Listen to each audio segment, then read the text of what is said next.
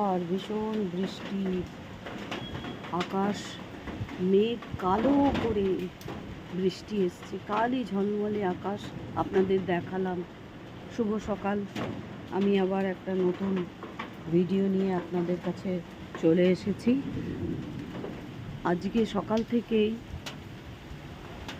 মন অত ভালো নেই, কেন জানি না। প্রত্যেক দিন তো ভালো লাগা সম্ভব নয়। দাঁড়ান, পাতাটাকে ফেলি, মরা পাতা। দেখুন, আমি গাছ খুব ভালোবাসি, প্রচুর গাছ করি। এটা তো একটা দিকের ব্যালকনির গাছ। হ্যাঁ, তবে সবসময় যে সব গাছ বাঁচাতে পারি এরকমও নয়। হ্যাঁ, কখনো পারি কখনো পারি না, সব নিয়ে চলে। সকালবেলায় উঠে গাছের পরিচর্যা, গাছকে খেতে দেওয়া, এই সবগুলোই চলে আর কি। আবার প্রচণ্ড বৃষ্টি এসছে, দেখুন কীরকম বৃষ্টি পড়ছে একবার দেখুন। বাপ রে বাপ, এত বৃষ্টি এবছর আমি জাস্ট ভাবতে পারছি না, জাস্ট ভাবা যাচ্ছে না, এত বৃষ্টি। রে বাপ, কি জোর পুরো।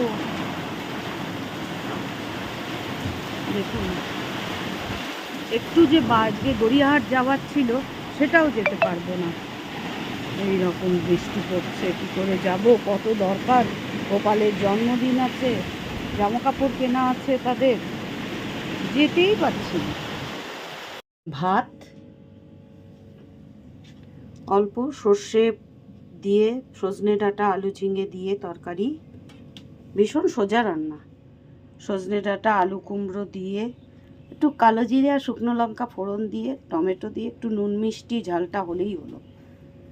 চিংড়ি মাছ আলু পেঁয়াজ দিয়ে একটু মাখো মাখো তরকারি, ভেন্ডি আলু ভাজা, মুসুরির ডাল, আর পুঁটি মাছ আলু পেঁয়াজ দিয়ে, একটু টমেটো দিয়ে একটু ঝোলঝোলি রান্না করেছি। পুঁটি মাছগুলো বেশ বড় বড় ছিল। আর মাছগুলো পুঁটি হলে হবে কি, ওর পেটে ডিমও আছে।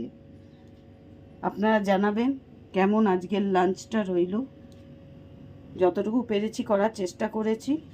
যা বৃষ্টি, তাতে আর এর থেকে বেশি বাজারেও যাওয়া হয় না, আনাও হয়নি। দেখুন আমার পুদিনা পাতার গাছটা কীরকম সুন্দর হয়েছে, পুদিনার গন্ধই আলাদা, খুব সুন্দর গাছটা হয়েছে।